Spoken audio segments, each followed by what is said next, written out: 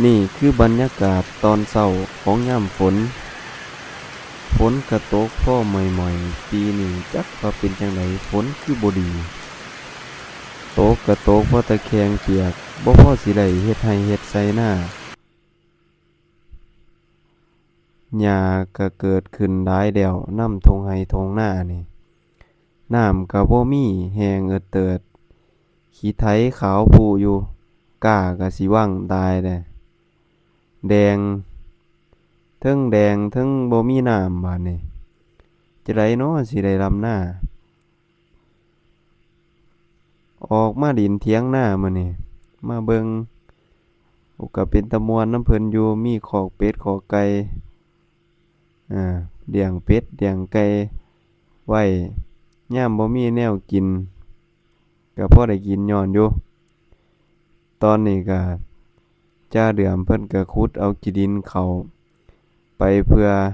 เฮ็ดคอกไก่เพิ่นเป็นคนมักเลี้ยงไก่ว่าซั่นซะเรื่องแบบนี้เพิ่นทะเนาะถนอมดีคือหยังนี่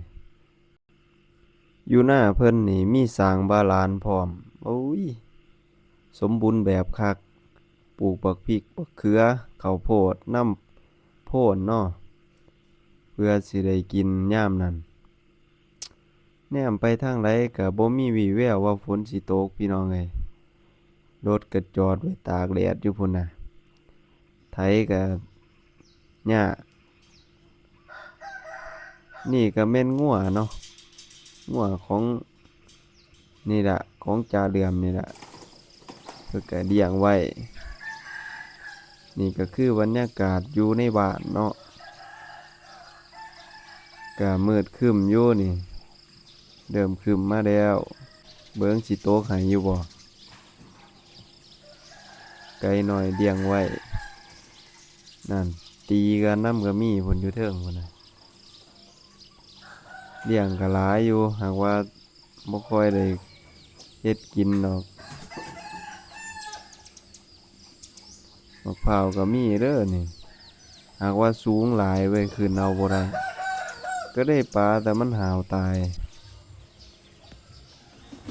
นี่แม่นเป็ดน้อยข้อยได้นี่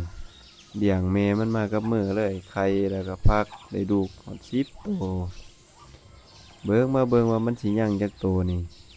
ย้านแต่แมวหมากินเนาะหลายหมูน้อยนี่ก็ออกมาเล่นบ่ย้านคนหยังออกมาเล่นฮอดแถวหน้าบ้านพี่น่ะหมาก็ไล่หยอกอยู่มีแต่หมูเถิกหมูแม่ขายออกเบิดแล้วหมูเถิกบ่มีคนอยากไล่แม่ใหญ่นี่เลาก็เปิดร้านขายปกติของเลาขายเอาย่อเอาแยะก็พอได้ขายของเลาอยู่นี่สิพามาเบิ่งสวนแม่ใหญ่นี่โอ้ยดูคักปลูกฮอดบักทั่วพุ่นน่ะปลูกอ้อยพร้อมนี่แม่นเรือนที่ว่าบ่มีคนอยู่นะทุกคนเรือนนี่เจ้าของเพิ่นก็หนีเมือไทเมือทาเบิดแล้วไปหาเงินหาค่ำปีนี้แห้งแล้งหลายเพิ่นว่าปลูกฮอดอ้อยเด้นี่ที่ว่ามันเป็นเหลืองๆอยู่นั่นแม่นเพิ่นปราบหญ้าเด้อทุกคนเด้อเพิ่นฉีดยาฆ่าหญ้าเพื่อบ่ให้หญ้ามันหงำบักทั่วหงำข้าวโพดอ้อยเพิ่นนี่หมอเสื้อแดงนี่ก็ไถให้ไถนาแล้วนี่ไถทิ่มไว้